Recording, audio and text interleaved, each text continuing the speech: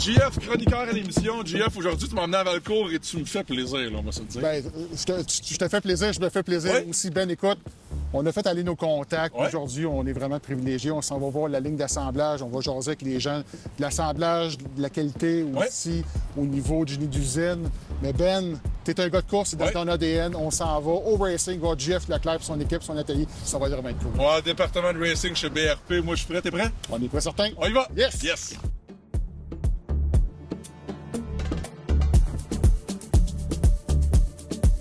Marie-Josée, merci de nous recevoir dans l'usine BRP à Valcourt. C'est complètement incroyable. Je suis comme un enfant dans un magasin de bonbons parce que c'est pas tous les jours qu'on a la chance de voir quand même comment opère une usine de véhicules comme ça. C'est vraiment impressionnant. Bien, merci de votre visite. On est vraiment content de vous accueillir chez nous. On a une belle usine avec nos employés qui fabriquent présentement des Spyder. C'est une usine super agile, super flexible. Tu dis agile, on voit présentement un AGV, c'est comme ça que ça s'appelle? Exactement, c'est un véhicule autoguidé qui a son parcours unique dans l'usine. Oui. Puis l'employé, quand le véhicule va passer devant lui, va assembler la bonne chose. Et parle-moi un peu de l'atmosphère de travail, parce que j'ai l'impression qu'il y a vraiment quelque chose qui lie tous les employés. C'est l'espèce de sentiment d'appartenance. C'est une de nos grandes valeurs. Hein? Oui. On veut vraiment que les employés se sentent comme à la maison. Fait qu'on les traite un peu comme la famille. C'est vraiment important pour nous. Le mur, évidemment, en arrière, il faut qu'on en parle parce que c'est un mur historique. C'est ça que j'aime de BRP, c'est que vous avez gardé vraiment vos racines quand même. La marque part de loin. On est très fiers de tout ce que Germain Bombardier nous a fait vivre au travers des années. Même l'enseigne en avant. Elle a été restaurée pour qu'on se souvienne de notre héritage. C'est tellement important. Écoute, moi, j'aimerais ça voir d'autres départements, dont la fameuse salle où on part les machines avant de les livrer. On s'en va là. On y va? Oui. Yes! Donc, je suis avec Pierre-Luc Vallée, qui est chef de service qualité chez BRP ici à Valcourt.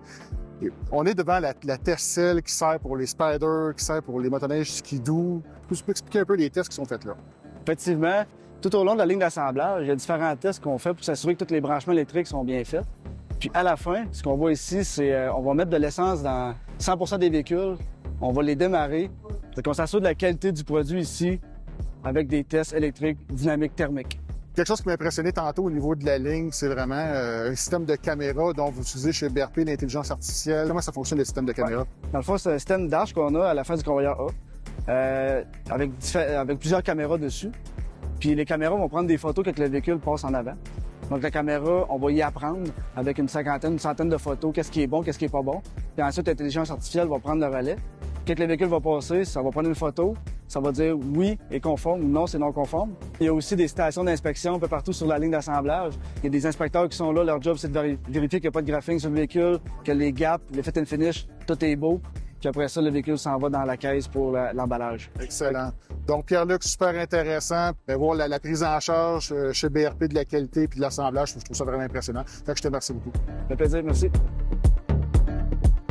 Écoute, c'est vraiment impressionnant de voir ça. Ça fait environ une demi-heure qu'on est arrivé, puis je vois des choses que je m'attendais pas parce que je connais pas ça, le monde des usines, premièrement, là, mais dans ma tête, ils fabriquaient les motoneiges, puis bon, ça s'en allait sur des espèces de petits chariots comme ça, puis chaque personne ajoutait une pièce à motoneige, finalement.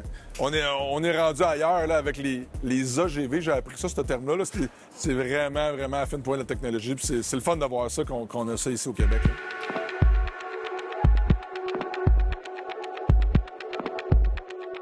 JF, un gros merci de m'amener dans le département du racing, mon département préféré, chez BRP, de me faire rencontrer le vrai Jean-François Leclerc. Effectivement, c'est la première fois que je le rencontre moi aussi. Salut les gars. JF, merci. Content de vous rencontrer. Absolument, je suis bien content parce que, écoute, quand on m'a dit hey, on va faire un reportage chez BRP, qu'on va dans le département du racing, c'est comme le petit département derrière que pas grand monde voit, plein de trophées, il y a des souvenirs ici.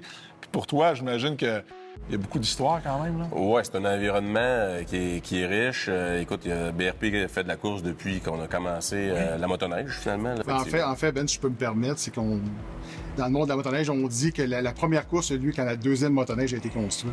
Donc, il y en a eu beaucoup de motoneiges, beaucoup de marques dans le passé. Puis, si je me trompe pas, Bombardier à l'époque, même BRP aujourd'hui, le racing, la course, c'est vraiment qu'est-ce qui permettait de démarquer justement la marque versus les autres. Fait que je pense que c'est vraiment très, très important. Oui, ça fait partie de la recette. On teste, on développe, on fait du marketing, on se fait connaître.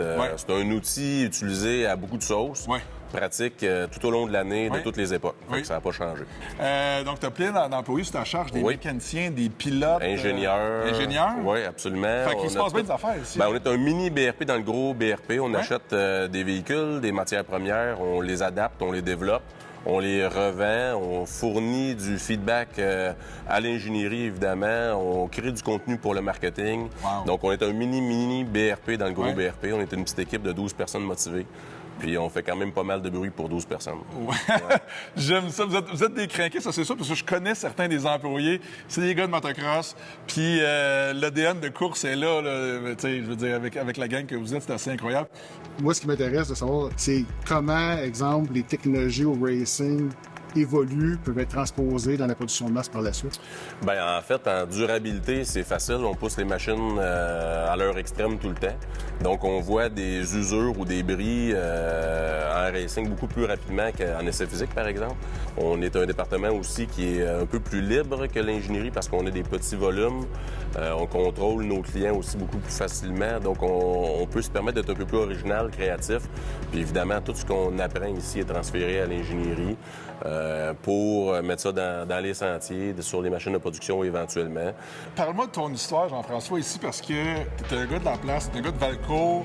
Ton père était impliqué aussi. Écoute, c'est assez... Écoute, on peut le dire, tu bleeds, du sang jaune dans tes veines. C'est une longue histoire, effectivement. Mon père, Denis Leclerc, a été président du Grand Prix de Valcourt pendant des décennies.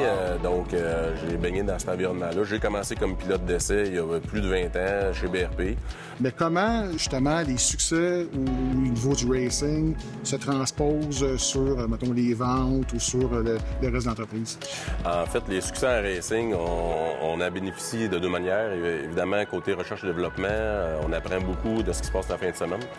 Et point de vue marketing, c'est sûr que ça reflète très positivement sur la marque d'avoir des succès, de montrer les capacités du produit, de montrer le dévouement de nos pilotes.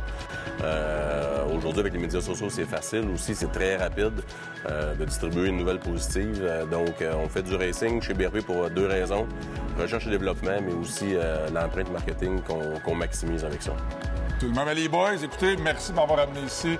Vraiment incroyable. Je me sens chanceux présentement d'avoir mis les pieds dans le département du racing de manufacturier comme ça parce que c'est vraiment unique. Donc, écoute, un gros merci. Merci, Ben. C'est bien gentil. D'avoir les deux Jeff Leclerc en même temps. En plus, quelle chance. Quelle chance. Merci, les gars.